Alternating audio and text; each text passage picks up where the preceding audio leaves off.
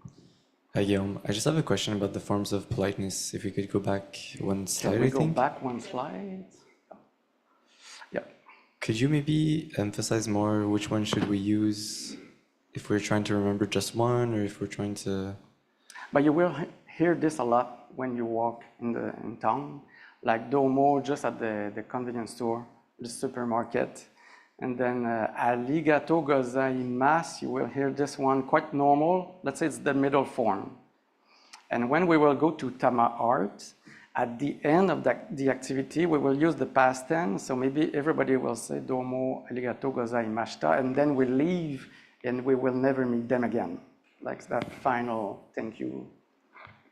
But you can play with this. But there's a lot of tricks like this in the Japanese language, which one is under the superior and inferior, and sometimes the word change completely.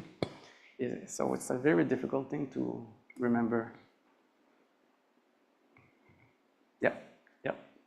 Will you be going more into like how the writing systems affect the design, or is that finished? The next part of the presentation, I will talk about design and architecture. So maybe you will see the connection slowly. Yeah.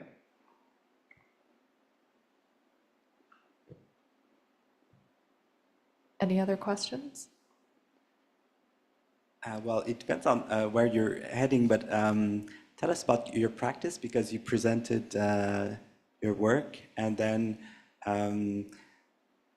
so what is the most influential aspect? So we saw the framing of nature in the houses that you built.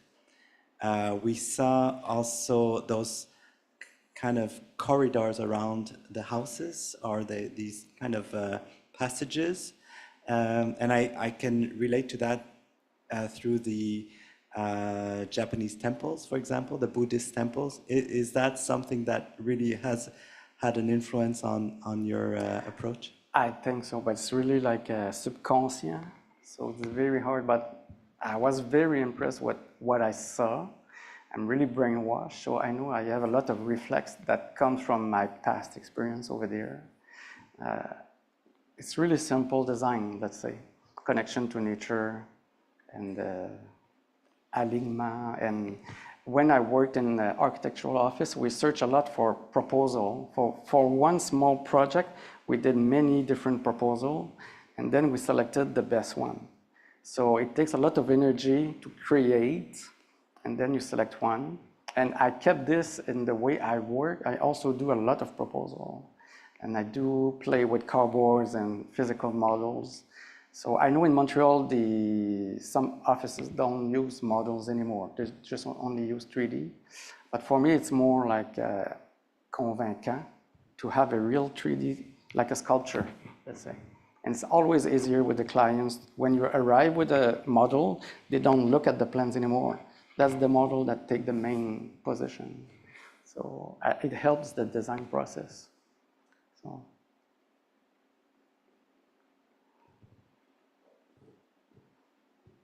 Is it oh, amazing? So Guillaume, you mentioned and we noticed that you have a lot of this Japanese inspiration in your work. What other elements drive your work that you could juxtapose this sort of intuition that you have? What other elements inspire you? What do you get your information from, your resources, what else propulses your design? Oh, that's a big question. But when I came back to Quebec, I think the nature in Quebec is very important, and we are very lucky to have this greenery around us. So I want to use the landscape more and more. Yeah, all the season, winter, spring, these are really important in Quebec. So we need to integrate this more in our architecture, I feel, even in office project, let's say.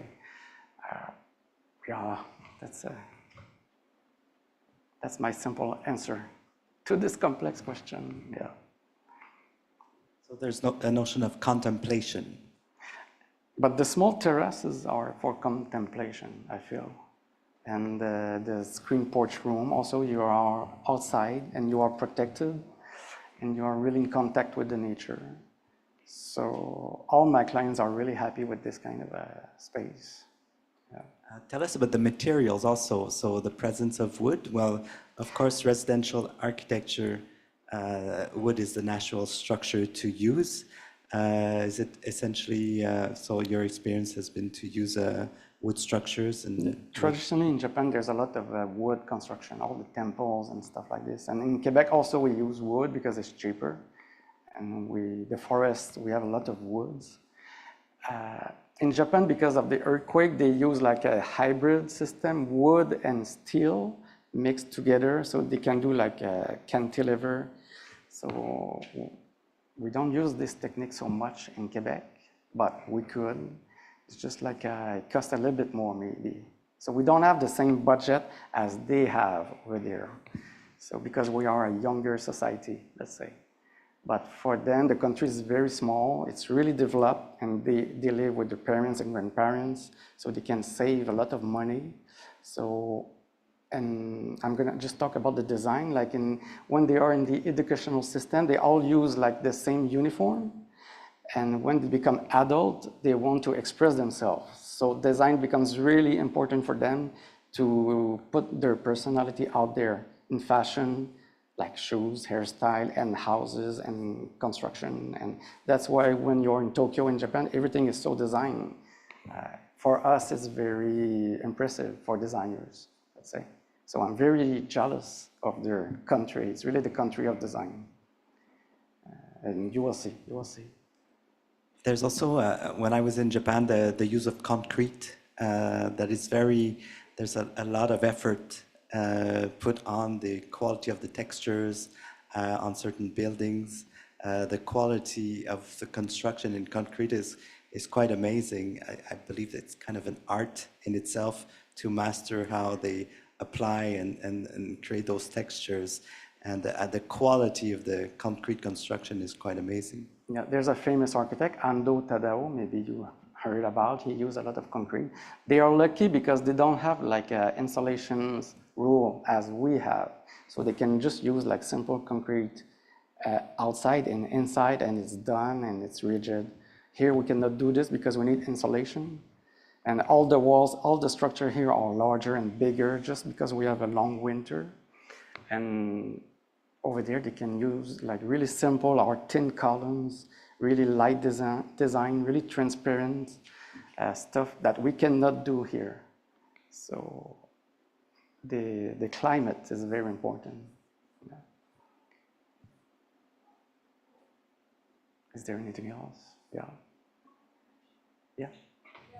I meant like, there are parts of Japan that are quite cold as well, but I think I've seen that even in those parts, their houses are still very thin, like where. Yeah, they put like a small gas stove in the middle of the living room during 1 or 2 months.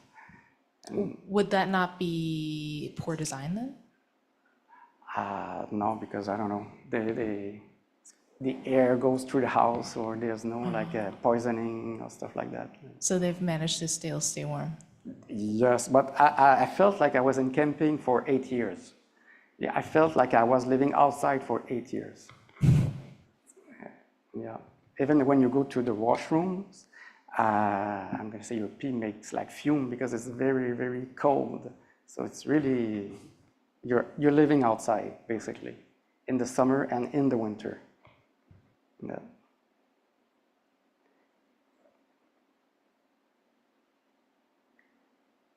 So we can take a small break and then we can talk about architecture and design. So how we take like 5 minutes, 10 minutes? Let's take 10 minutes and start, say, 5 to 4. Yeah, great.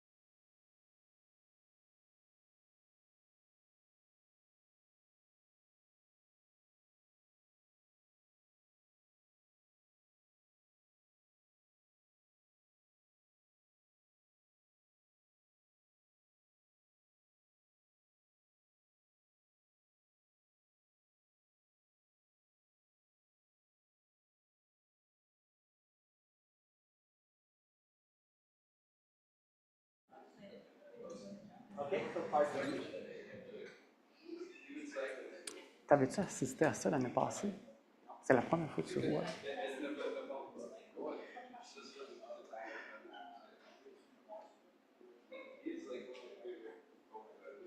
Okay, I think we're just about ready to begin here again. Thank you and welcome back from the break.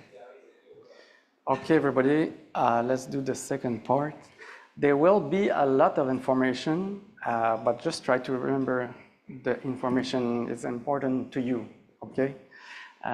Because Japan has a long history of design, so there's a lot of things to talk about.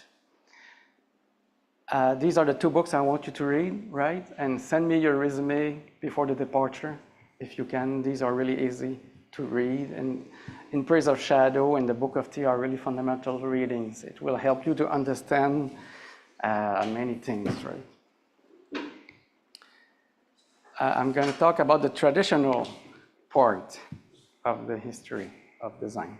So, as the language, architecture comes from China, and China is a very symmetrical design. Let's say like the city of Beijing, it's like a square, symmetrical, pure symmetrical. And the first city in Japan are also symmetrical, like Nara or Kyoto were based on symmetrical design. These are symmetrical buildings. And even the landscape, you have left and right. And these are symmetrical examples of temples. And slowly, Japan is a very volcanic island, so the symmetrical design is very difficult to achieve. So it started to be angled, and the building started to shift. So then it becomes like a diagonal design. So this is the first typical Japanese design is diagonal, the line. And these are temple, all in diagonals. And this is the third era, Sukiya. And then you have more complex design. You have many diagonals lines that intersect, and there's no logical order. It's really organic, and the buildings is constructed in many different directions. And this comes from the birds. I'm going to talk about native people, let's say, indigenous people, almost like here, but they have technology, but it comes from nature. And this image is very important for architecture and design, also for the society. You have the leader, and then you have the others that follow the leaders. It's also an image for the men and women in the society. The man is at the front, and the woman is not on the sides. It's a little bit behind, in diagonal. So this is the traditional woman-man relationship in Japan. And this diagonal line is visible everywhere, even in modern architecture, like tower design. And this is Expo 67. This is the Japanese pavilion they built, and you can see nuns here. And this is 1, 2, 3 in diagonal. This design is also used by Kengo Kuma, which is the first firm I worked for.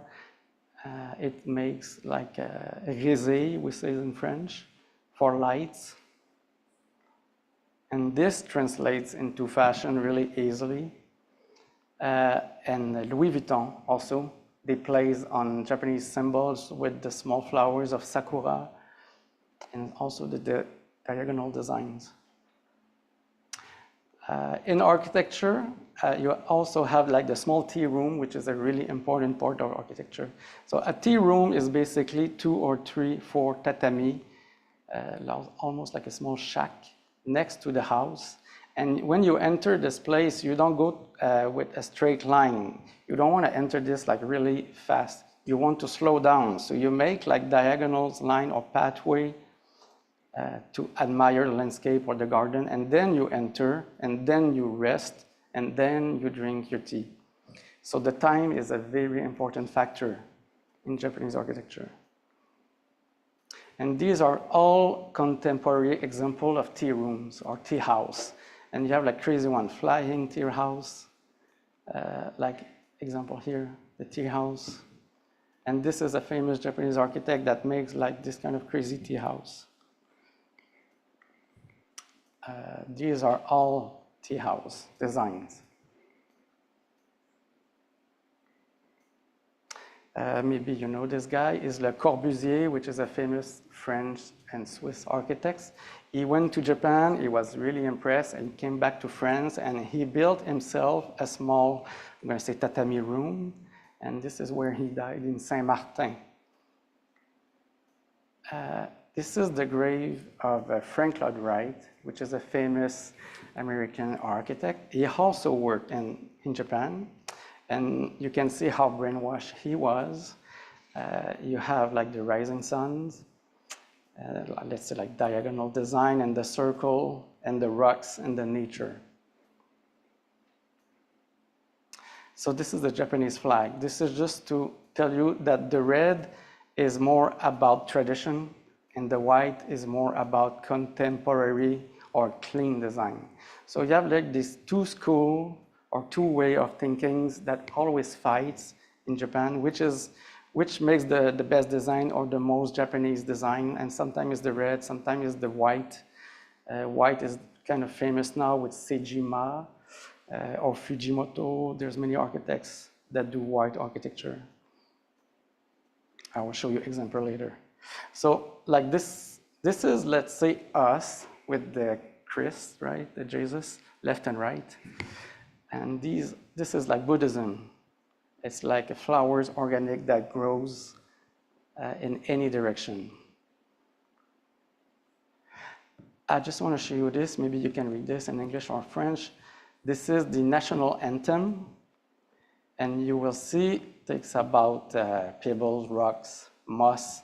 It all only talks about nature. It doesn't say anything about power or violence or anything like this. So this is an image, let's say, that goes really well with the Japanese anthem.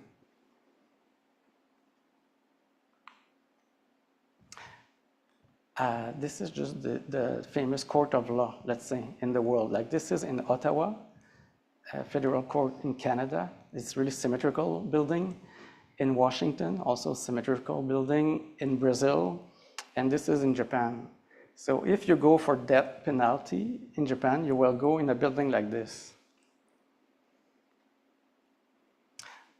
Then prehistoric, as I said, they were like really impressed by they're really proud of their origin. So the first prehistoric era, Jomon, Yayoi, and Kofun, is also integrated in the contemporary architecture. Kofun, just so you know, is like these kind of, how can I say, famous person is engraved here. This is really primitive design, and this is more like a little bit refined design. So it's almost like the Indian or native people. They were living in tipi at first, like underground.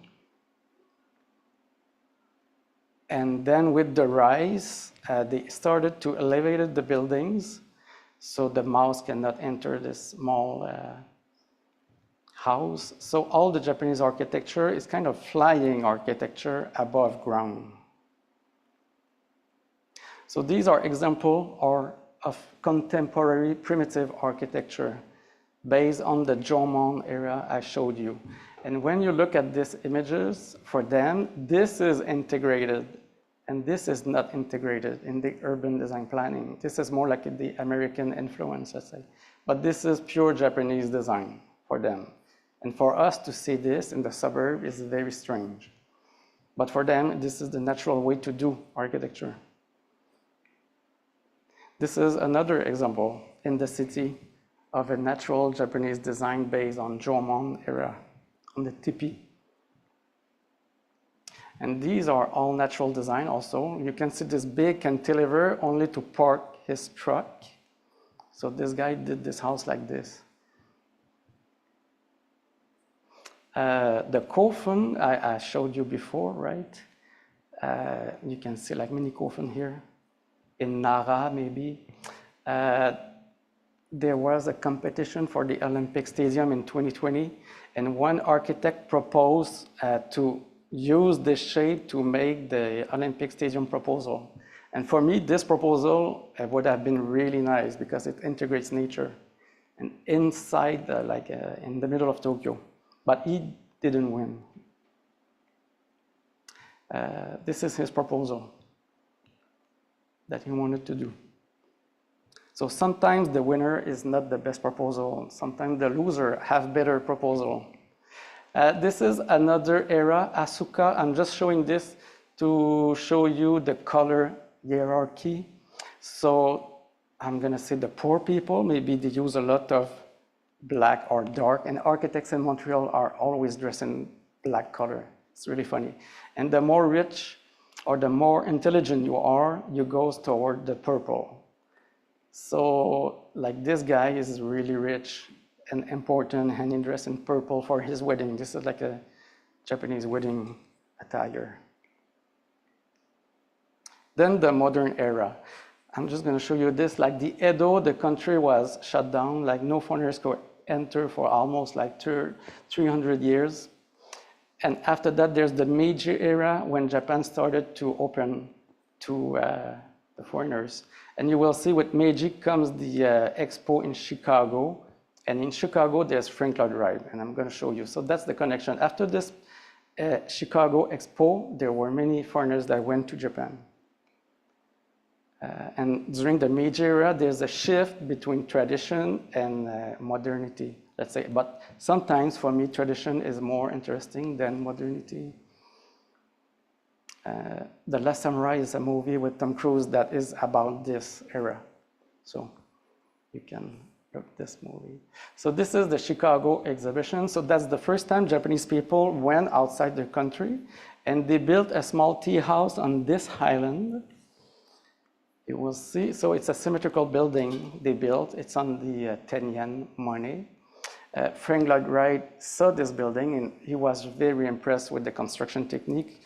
And so that's why he went to Tokyo after that to see what's going on there. So Frank Lloyd Wright, he lived a few years in Japan. And when he came back, this is Falling Water in Pennsylvania. It's all inspired by Japanese design with the flying kind of structure, cantilever, and even with the Guggenheim Museum, which used the circle. So it's really Japanese-inspired design. This is the Imperial Hotel he built, the first one. It was demolished after the earthquake. Just so you know, like the buildings, they last for about 25 years or 30 years because it shakes a lot. And then they have to demolish the building and they do it again. So now they are building the fourth Imperial Hotel right now. I think I have an example. So that's the new Imperial Hotel is here that will be open in 2036. Maybe you know this woman is Charlotte Perriand, who worked with Corbusier. She also lived in Japan and Vietnam. And she is the woman who did this chair, which is a famous piece of furniture. So all of her design is inspired by Japan. And if you trace a line from Japan to America, you will arrive to California. So the influence is a direct line to the Californian architecture. Like Charles and Ray Ames' house, this is like Japanese architecture built in America. And then there's the war. That has the huge impact on Japanese design. So just so you know, the country, it's not only the land, it's also the water. So there's a huge water area around Japan. So Japan, they felt so confident, somehow they attacked Korea, and the Manchuria is North Korea, basically, but they invaded like many parts of the Asia, Philippines, China, here. And then they went to attack Hawaii. So this is the Pacific War history, let's say. They attacked Hawaii, but then the American, they went for revenge, but they went down south and they attacked all of these small islands. So that's why there's many American bases in the South Pacific, and then they launched the atomic bomb in Hiroshima and Nagasaki. So that's Hiroshima. That's the center of the bomb. So that's quite a dramatic story, but you will see the impact of this in design afterwards. So the bomb exploded right above this building. So they kept this building just so everybody can remember this accident. And you will see they started to build the peace pavilion next to it. So that's before, after, and now. And right in front of this ruin, they did a design competition to build the Peace Museum, and it's right over here.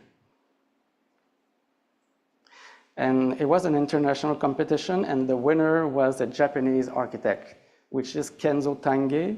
So after the war, Kenzo Tange got really famous, and he gave a new breath of fresh air to Japanese architecture.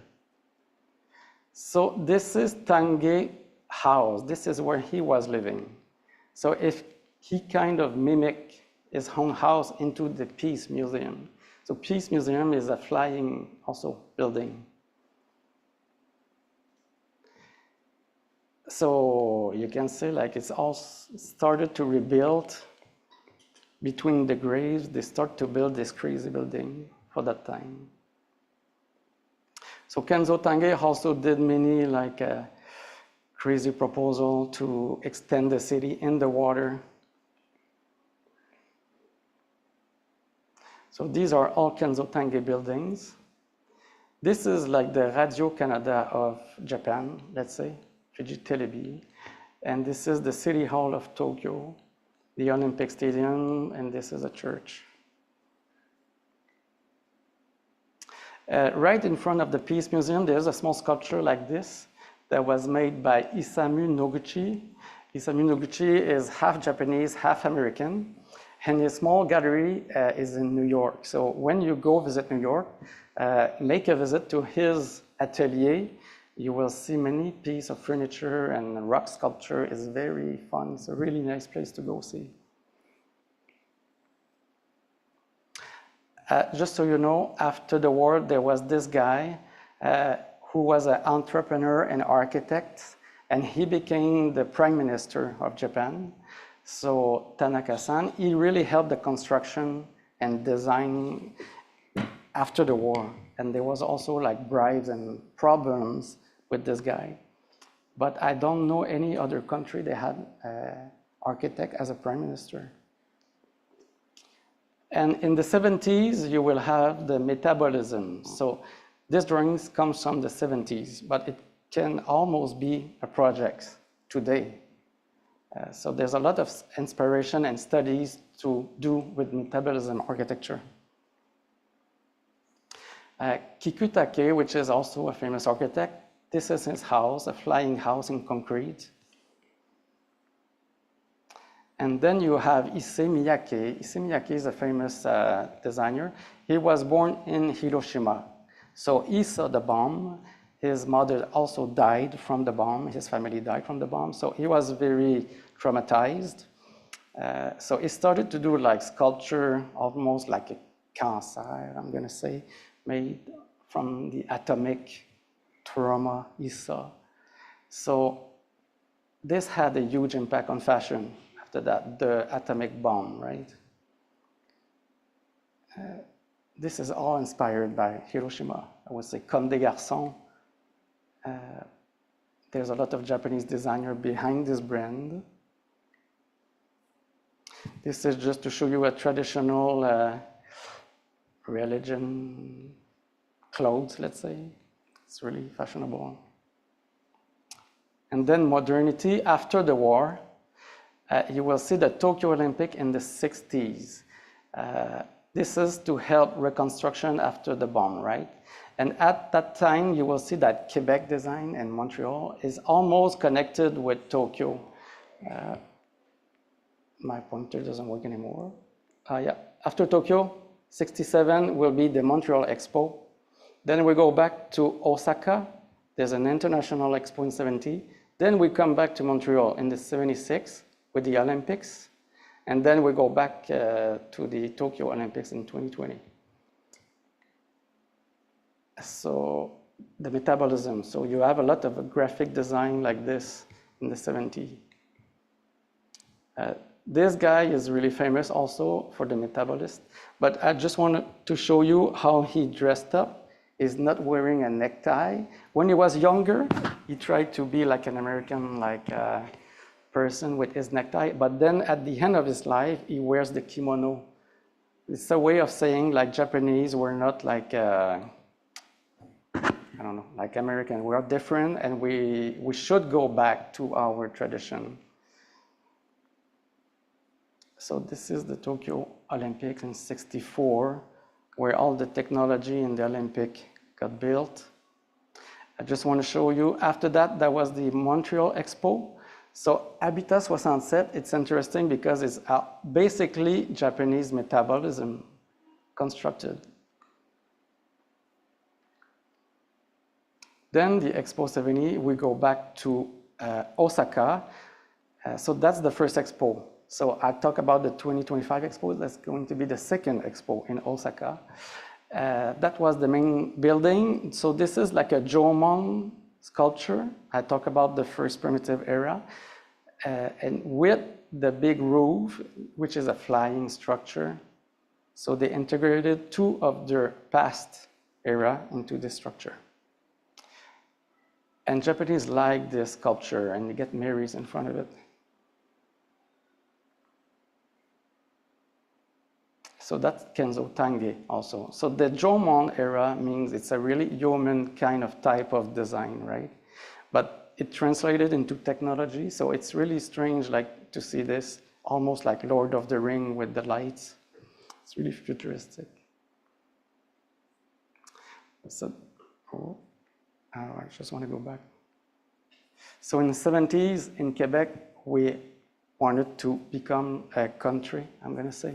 So you see the sculpture here of the sun, you have the Canada building, and then you have the Quebec pavilion. That's the only exhibition where Quebec had its own pavilion. So you had the Canada pavilion and the Quebec pavilion, and the Quebec flag was there with the country of the world. And there's a great movie about this made by Robert Lepage. It's called No, but it's no or yes about do we want to be a country, or No the Theater. And it's a comedy. It's a really funny movie. I recommend. And then you have the Montreal Olympics, right? It's almost like the Japanese flag symbol they used. And then the contemporary era. It's more about nature. So this is the Kobe earthquake. So then people started to realize we are not going to be able to control nature. Nature is stronger than us. So this is in 1995. And then in 2011, you have the big earthquake near Sendai with the tsunami and the radiation I talk about. So all the new generation got scared. And this is in Sendai. So when everything was gone, instead of building like small houses with no meanings, they decided to do an international competition with Toyo Ito. So they asked designer and architect, what should we do from now on? And they came up with idea like this kind of primitive structure. This should be the new way we do houses, or this should be a new house prototype, or this also based on nature. And these are just examples inspired by nature. And these are all like models. These should be like new projects, urban project, yes. So in the architecture school now, all the students look at Japanese magazine to see what's going on because they are really creative. And this is maybe a new urban plaza. And this is a ferry terminal. This is a design competition won by a Japanese architect. And this museum that we will go visit is Teshima. And inside this museum, the art piece is the water, like this. And you will see the water is moving because the floor is not straight. So you will see the art move inside this museum. So it's a very spiritual place to be. That's why I want to bring you there.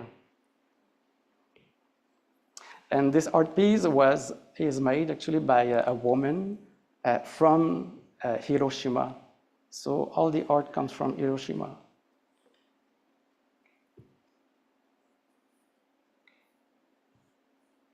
These are really young architects.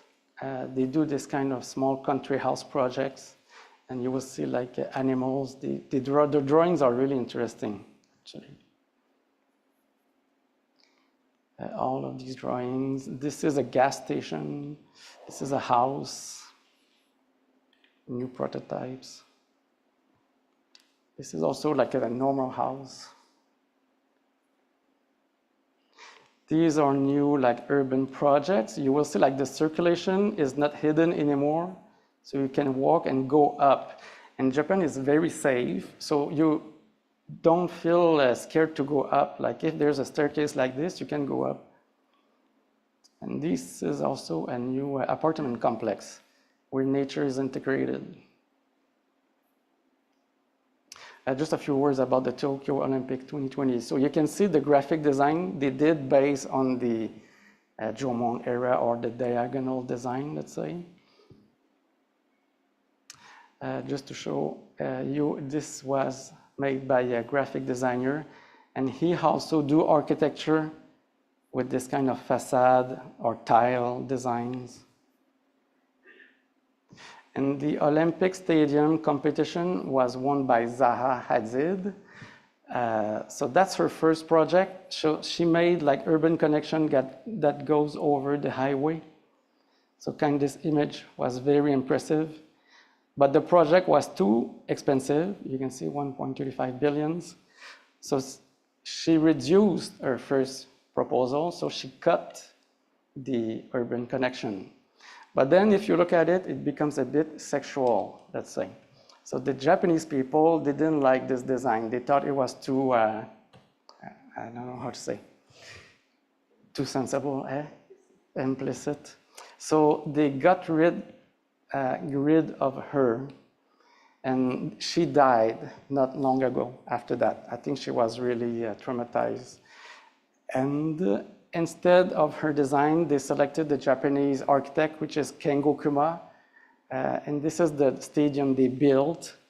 And for me and other architects, let's say this is not the most impressive stadium they could do. This is a very secure design, let's say. But they felt it's more Japanese than the Zaha Hadid one. But then they did a catalog with all the proposals that were rejected.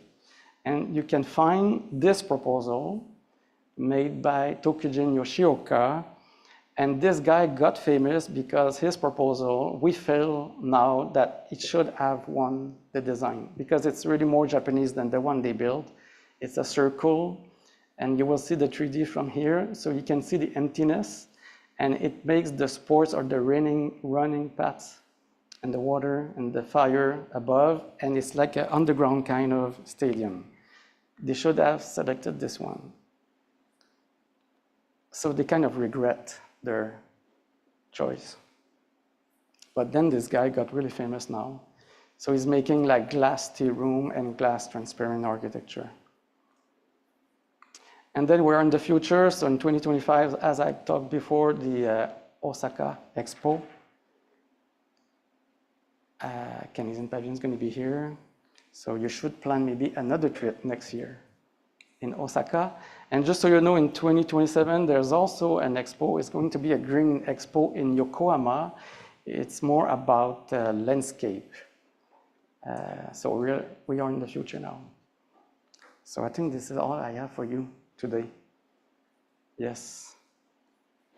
So there was a lot of information, but this is like a big resume, Japanese design and history. Yeah.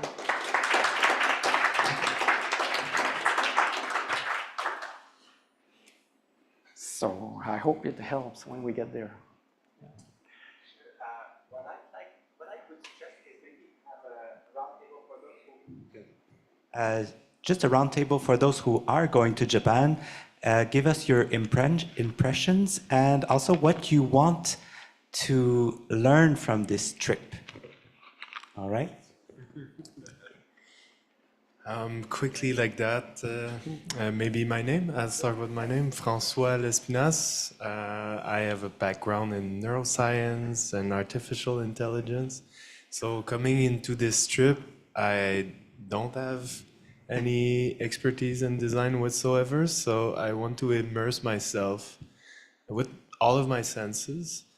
And I think what's interesting to me the most is the connection with nature, the inspiration from nature that encompass all of design practices, including technology, the ones I'm engaging with. Thank you. My name is Rafael. As some of you may know, my background is in agriculture and dining rituals. And so I'm really excited to go to Japan for the food, obviously, the dining rituals themselves. But during my master's, while writing my thesis, I was researching on Japanese agriculture, traditional agriculture. And so I'm really looking forward to see how they use these philosophies and apply them to the built environment as well, since obviously the research was specific to food. Now I'm curious to see how it applies to any other topic. Hi, my name is Mick. I have a background in industrial design where I work a lot in urban design interventions, and my research is largely based around craft, and so those are the two primary areas that I'm very interested in visiting Japan for. Hi, my name is Beth. I have a background in architecture, but now I'm focusing more on material reuse. I wanted to go to Japan for a long time, so I'm really excited to visit some of the work of some architects who inspire me, and also just to learn more firsthand about some of their philosophies, because material reuse and just like reuse and appreciation of temporality is more, I think, ingrained than here. So I'm excited to learn more about that. If you don't mind, just parallel, because Mick, you mentioned that you're interested in the crafts and industrial design. You know that Kyoto has a specific type of joinery that is called Kyoto joinery, and they've developed, and it's still something that is still very alive. And there are great YouTube documentaries on the Kyoto joinery that I invite everybody to look at. Hi, I'm Emily. My research is a lot in urban design and mobility. Something I noticed throughout this presentation is that a lot of the architecture really integrates like the outside into the sort of buildings, and there's sort of an exteriority to that. So I'm eager to be in that and see what it's like to kind of move through the city and see how that shapes my experience. Hello, I'm Anne-Marie Laflamme. I have a background in clothing and textile. In the MDes, my research is about textile circularity. So I work with fabric remnants that I transform into pulp. Japanese are known for their skills into paper making, textiles, clothing design. So it's like obviously a dream to visit them. And discover how those millennial expertise it can share. Yeah.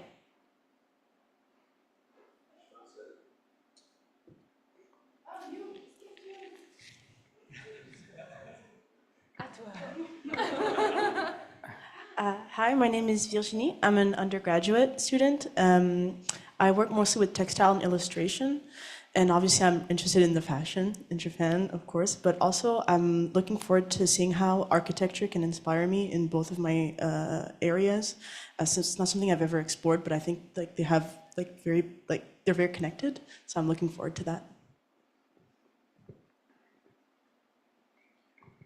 Hello, my name is Tarcisio.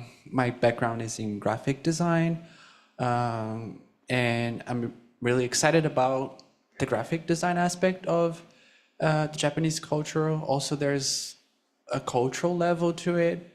I'm Brazilian, I'm from São Paulo. São Paulo is the city with the largest Japanese community outside Japan. So I've lived my entire life with like close to the especially the neighborhood. So it's kind of like there's a cultural level that I want to see and have this experience. So yeah.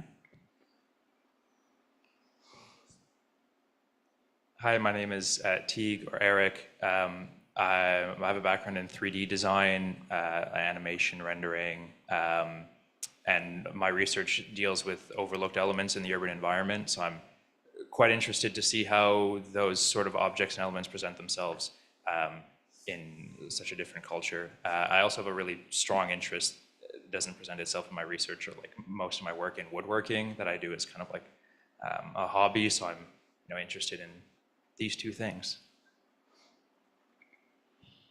Hi, my name is Mohammed. My background goes to computer science and user interaction design. I'm very excited in e-commerce services, and I want to know how Japanese culture and e-commerce services like emergent, how hopefully they are not using dark pattern and deceptive patterns. Hi, I'm Mitch. I have a background. I want to go to Japan because my studies. You actually mentioned Richard Neutra. He was one of the guys I referenced most in my thesis, because he has a way of viewing like lightness and structures. And now that you've showed me the grid thing, I'm like, yeah, because there's also like a friend and buddy with Lloyd, and he also is with. Anyways, yeah. Everything Japanese is really dope, and a lot of stuff, like I've been there before, and like the fashion, the lifestyle, the energy of the city, I love it all, and the food. I'm gonna be honest, is why I'm going there. I'm Shadi. I'm not coming to Japan, unfortunately, and I'm so upset because I'm from architecture background, so.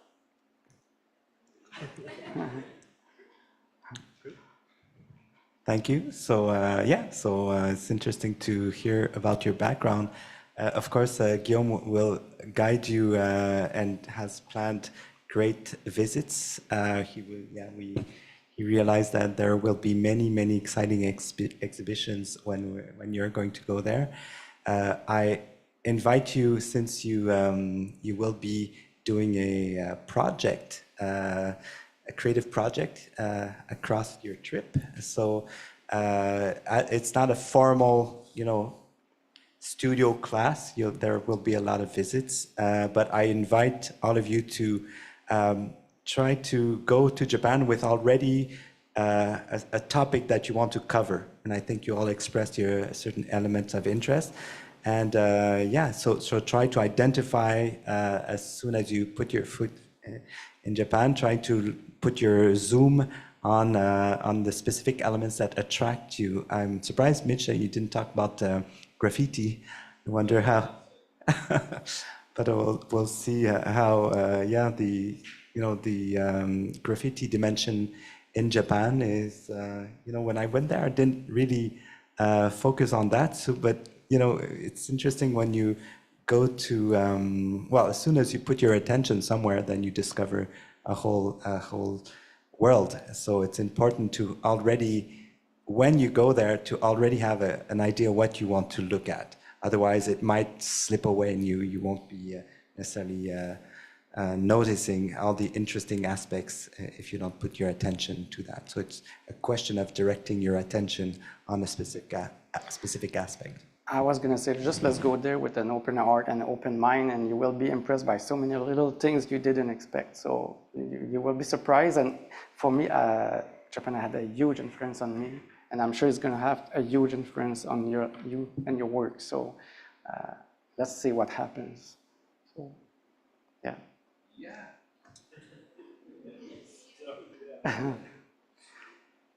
So we'll meet at the airport in 2 weeks, almost, like in a week and a half. So I hope your preparation is going well. So if you have any question or any stress, you can email me. There's no problem. Yes. Okay. So thank you. Thank you.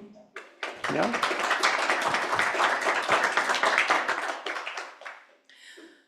Wonderful. Well, thank you, everyone. Thank you for coming in for this great conversation at Force-Space today. Thank you for all your contributions. We're going to be closing up the Zoom and the live stream, but a quick reminder that this conversation is already available on our YouTube channel if you'd like to revisit or share it. So please join us again tomorrow for some more MDes. Thanks, everyone. Have a great night.